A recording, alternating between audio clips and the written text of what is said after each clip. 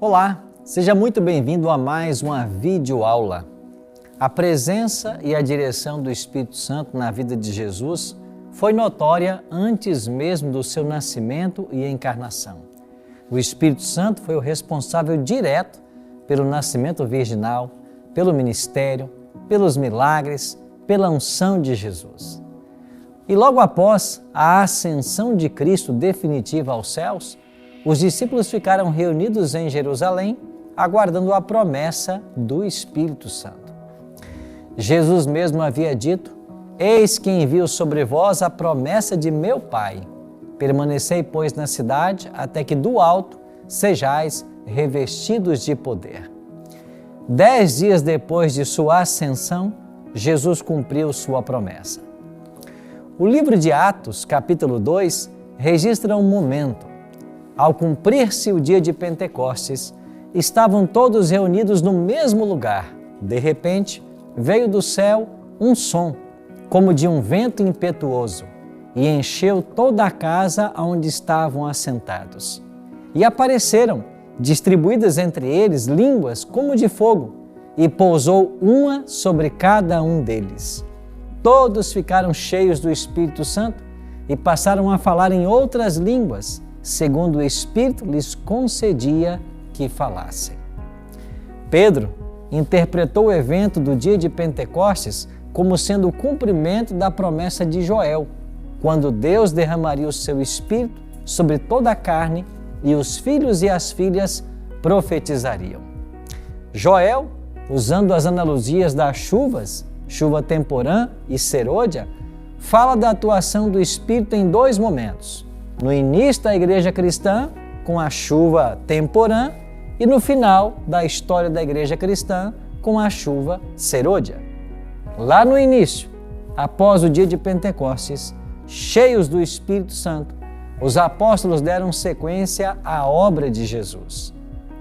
O livro de Atos registra os avanços da igreja e a forma gloriosa com que o evangelho foi pregado naqueles dias.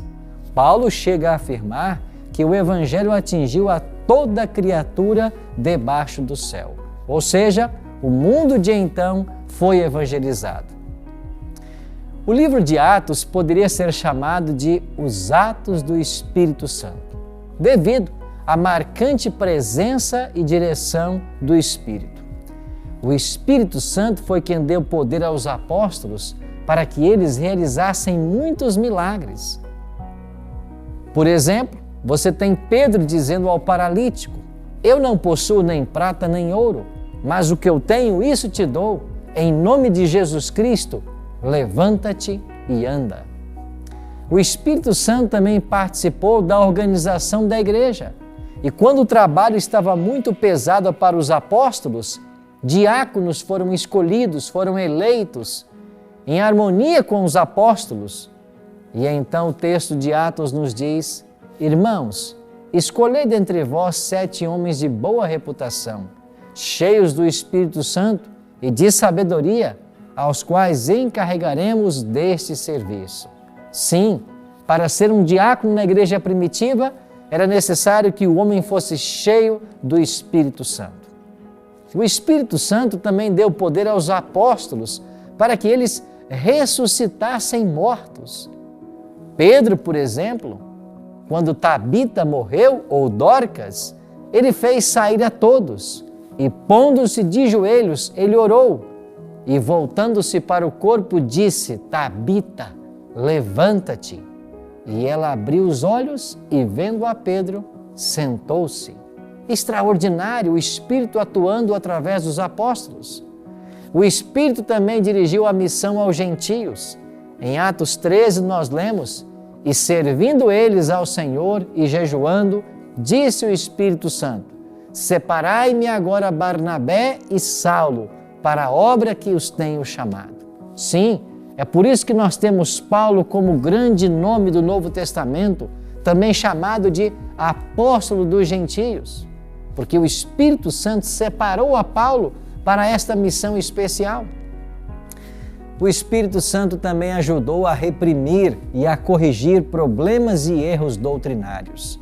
Em Atos 13 nós lemos: "Todavia Saulo, também chamado Paulo, cheio do Espírito Santo, fixou nele os olhos e disse: Ó filho do diabo, cheio de todo engano, de toda malícia, inimigo de toda justiça, não cessarás de perverter os retos caminhos do Senhor?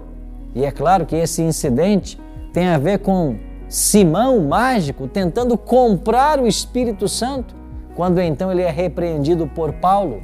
E o Espírito estava ali corrigindo os problemas doutrinários. O Espírito Santo também ajudou nos movimentos missionários a outras regiões. O livro de Atos diz que à noite sobreveio a Paulo uma visão, na qual um varão macedônio estava em pé e lhe rogava, dizendo: passa a Macedônia e ajuda-nos. O Espírito Santo conduziu a vida dos novos conversos. A Bíblia diz que, impondo-lhes as mãos, veio sobre eles o Espírito Santo e tanto falavam em línguas quanto profetizavam. Sim, era o Espírito Santo dirigindo a vida dos grandes homens de Deus. Homens como Pedro e como Paulo. Dois grandes baluartes da Igreja de Deus. Homens extraordinários, cheios do Espírito Santo. A Bíblia os chama de colunas na Igreja de Deus. É maravilhoso ver como o Espírito atuou na vida desses homens, inclusive mesmo diante da morte.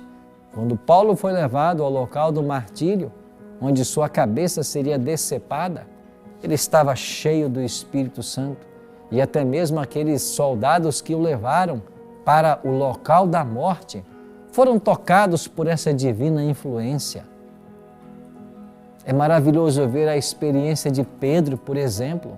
Quando Pedro chegava numa cidade, as pessoas colocavam seus doentes à beira da estrada, porque a palavra diz que se tão somente a sombra de Pedro tocasse os doentes, eles eram curados.